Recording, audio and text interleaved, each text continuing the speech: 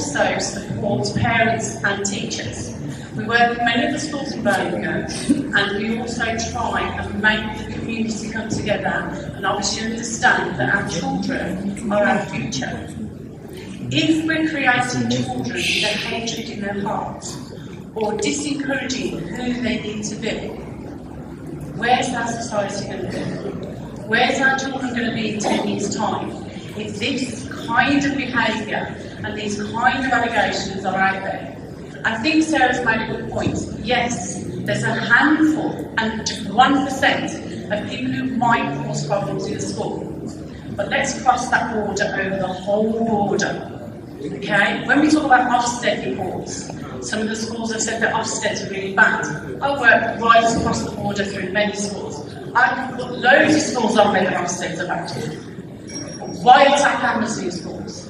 Because we're an easy target. And some of that is we have to stand up and speak and be voluble about that, because we need to support our children. There is no place in any society, in any walk of life, that we have the right to plant seeds in our children's brains of hatred.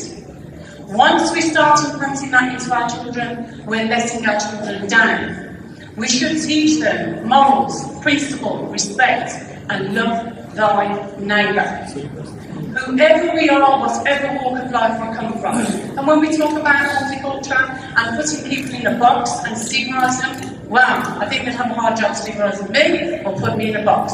I'm British, Muslim and Irish. Where have you got to place them?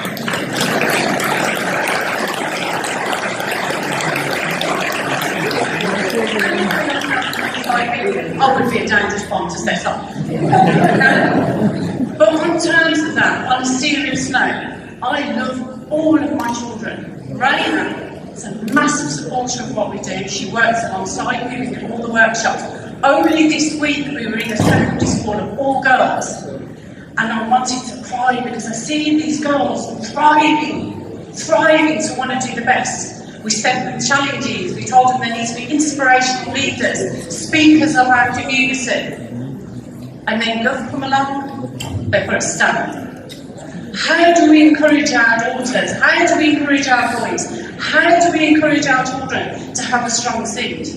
If all we're going to implement to them or put through to them is bad aura, there's a divide between our communities. I won't allow the divide in the schools that I am working with. Sarah Anderson, Anderton, I work alongside her. I do workshops with the parents, I do workshops with the teachers. They're the most fantastic people, and they thrive on what we offer. Now, Ofsted, or whoever the gov is that are trying to create this, well, after all this has gone down and died down, like Sam said, the government will find another issue. What do we leave behind? Scarred children. Who repairs their children? Who builds their confidence back up in their community and make them realise, you know what, you're part of our community? That's where the damage is, and that's what everybody's forgetting. We can all carry on with our lives and all carry on with the next issue, but then poor children who've been scarred, then poor children who are ashamed to wear their badge now because they might be stigmatised as a terrorist, is disgusting. So I say as a community today, it's fantastic all the walks of life we've had in here. I am going in the schools and I am rebuilding. And I will continue to do that, and I will fight any gov or any Ofsted that will tell me they're going to create divides in our children. Our children are wrong, and we need to treat them as right.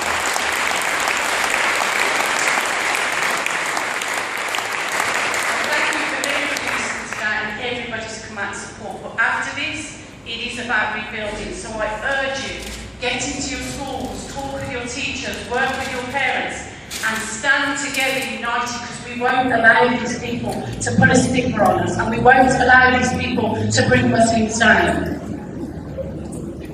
Please stand side by side, hand in hand, and work together and protect our children. They're our seeds. We water them, they grow, they're beautiful. If we damage them, they won't grow.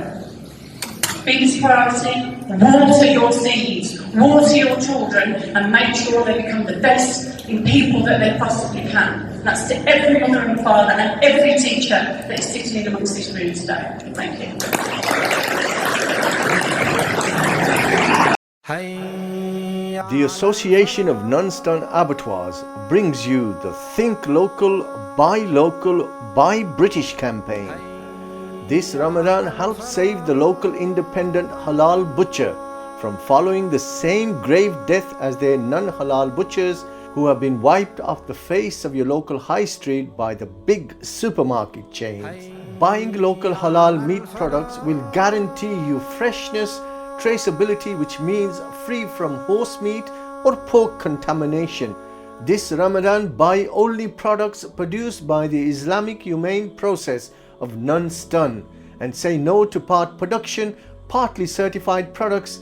And remember, Islam is not a part-time religion. So buy from dedicated producers who are licensed by the government to produce only religious slaughter of non-stun. This Ramadan, don't be fooled into compromising your deen and consuming a non-halal, as your du'as will not be accepted for 40 days. Ramadan Mubarak.